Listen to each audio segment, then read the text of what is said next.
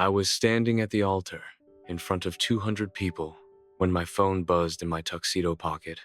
It was an email. Subject line: termination, effective immediately. My boss fired me 4 minutes before I said, I do. He didn't even have the decency to call. He fired me by email on my wedding day while he was sitting in the third row, smiling, waiting for the ceremony to start. I smiled back. I said my vows. I kissed my wife. And then I spent the next 14 months making sure I owned every single thing he ever built. This is that story. If you like stories about betrayal, ambition, and quiet revenge, hit subscribe right now, because Leon Drama Stories drops a new one every single week. And trust me, this one gets worse before it gets better. My name is Daniel Cole. Before any of this happened, I was the vice president of operations at a logistics company called Harwell Freight, based out of Charlotte, North Carolina. I'd worked there for 9 years. I started as a dispatch coordinator making $19 an hour, and I clawed my way up to a corner office by the time I was 32. The man who owned Harwell Freight was named Gregory Voss.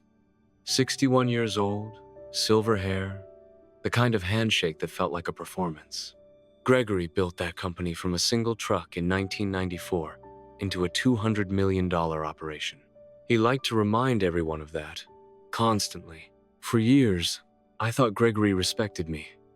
I thought I was the guy he trusted to fix problems no one else could fix. I restructured 3 failing regional hubs. I negotiated us out of a lawsuit that could have buried the company. I worked Christmas Eve 2 years in a row because a shipment got stuck at the port and Gregory was at his lake house and didn't want to be bothered. I gave that company everything. What I didn't know, what I wouldn't find out until much later, was that for the last year, Gregory had been positioning his nephew, Tyler, to take my position.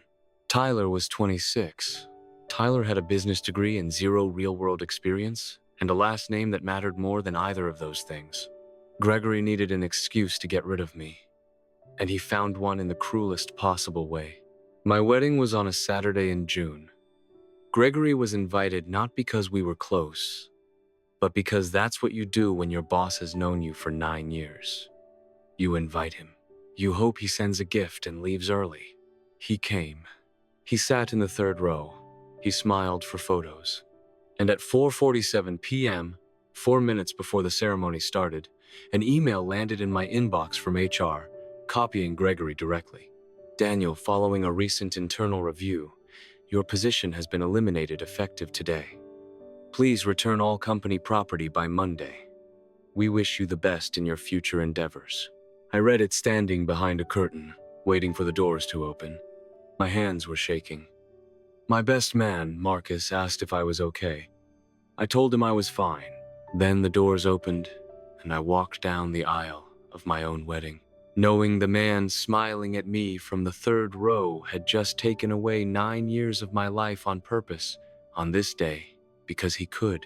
I didn't say a word. I got married. I danced with my wife, Sarah. I gave a toast. I smiled in every photo. But somewhere between the vows and the first dance, something in me went cold and very, very still. Sarah found out 2 days later, during our honeymoon in the Outer Banks. I told her everything. The email, the timing, the way Gregory had smiled at me knowing what he'd already done. She didn't cry. She didn't yell. She just looked at me and said, "What are you going to do?" And I said something I didn't fully understand yet myself. I'm going to take it from him. Most people, when they get humiliated like that, they want to scream. They want a confrontation. They want Gregory to feel, in that exact moment, how much damage he caused. I didn't want that. Screaming gets forgotten.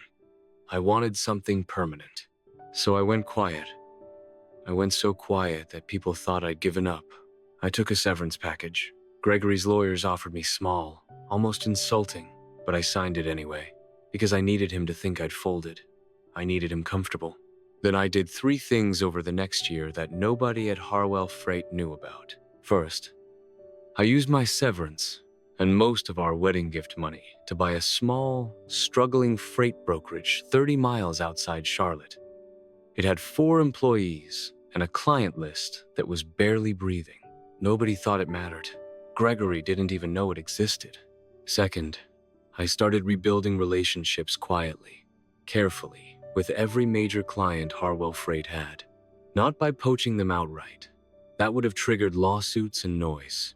Instead, I positioned my new company as a smaller, hungrier, more responsive alternative for the overflow work Harwell was too arrogant to prioritize anymore. Tyler, Gregory's nephew, was already mismanaging accounts. Shipments were late. Communication was sloppy. Clients were frustrated and looking for options. I became the option. Third, I started learning everything I could about Harwell Freight's actual financial health, not the version Gregory presented to the board, but the real numbers. Because here's something I knew from 9 years inside that building that Gregory never thought about. Harwell Freight had taken on heavy debt 2 years earlier to expand a warehouse network that never turned a profit. Gregory had been quietly refinancing that debt every 12 months, hoping growth would catch up. It never did. The company looked successful from the outside. From the inside, it was a balloon with a slow leak. I didn't create that problem. Gregory created that problem himself, years before he ever fired me. All I did was wait for the right moment to be standing exactly where the balloon would land. If you're enjoying this one, drop a comment telling me what you would have done in Daniel's position, fight back loud, or play the long game like he did? And don't forget to subscribe to Leon Drama Stories, because next week's story might be even darker than this one. By month 11, my little brokerage, which I'd renamed Coastline Logistics, had grown from 4 employees to 31. We weren't huge, but we were profitable, lean, and we had quietly absorbed nearly 18% of Harwell Freight's former client base. Tyler, meanwhile, was drowning. He didn't understand operations. He didn't understand the relationships I'd spent 9 years building. He understood spreadsheets and his uncle's last name, and neither of those things keep trucks moving on time. Gregory finally noticed the bleeding when a major retail client, one I had personally rescued from a lawsuit 3 years earlier, switched their entire account to Coastline Logistics. That single account was worth $4 million a year. That's when Gregory found out who actually owned Coastline. He called me himself. First time we'd spoken since the wedding. "Daniel," he said, like we were old friends, "I think we should talk." We met at a diner, his choice, probably trying to seem humble. He looked older than I remembered, tired. The silver hair wasn't as sharp.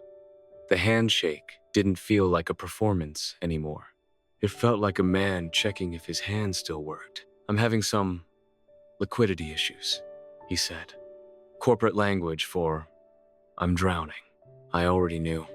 I'd been quietly talking to 2 of his lenders for 2 months, through people who didn't know my history with Gregory.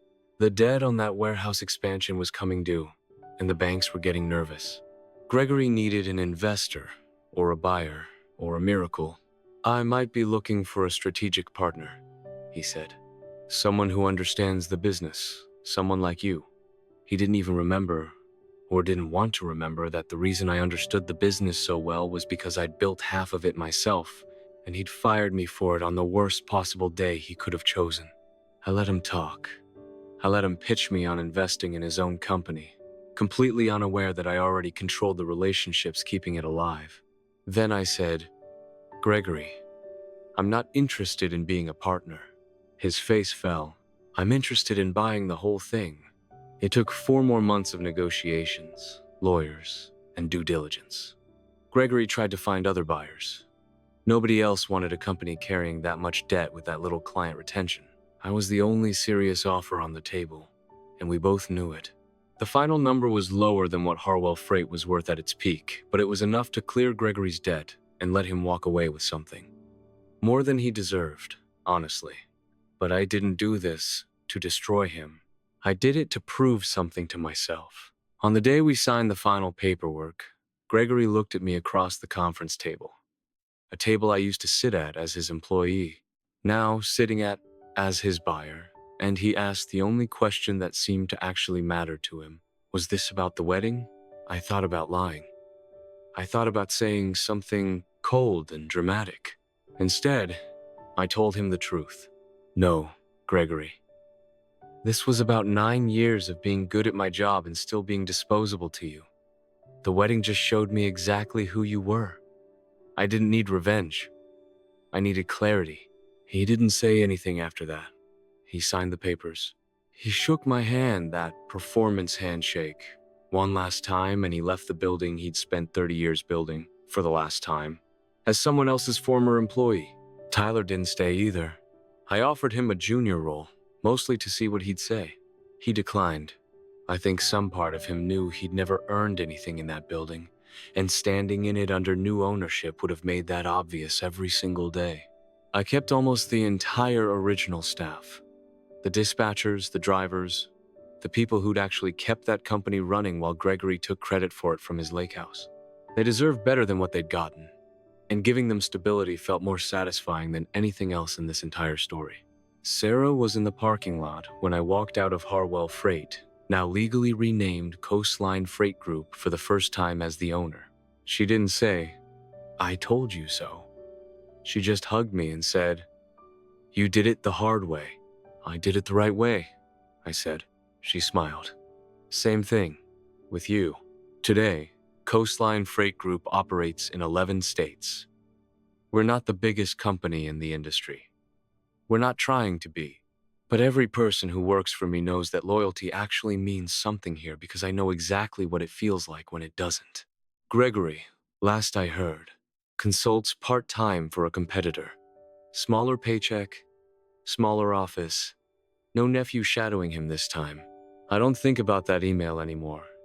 The one that fired me 4 minutes before my wedding. I used to replay it constantly. The cruelty of the timing, the casualness of it. Now I just think about the version of myself standing behind that curtain, hands shaking, deciding in real time that getting even loud was never going to be as satisfying as getting even permanent. Some people get revenge with a scene. I got mine with a signature. If this story hit different for you, make sure you're subscribed to Leon Drama Stories. We post a brand new cinematic drama every single week, and some of these stories are based on real events just like this one. Drop a comment and tell me, would you have confronted Gregory at the wedding, or played it patient like Daniel did? And if you want more stories like this, click the video on your screen right now. I promise it's just as wild as this one.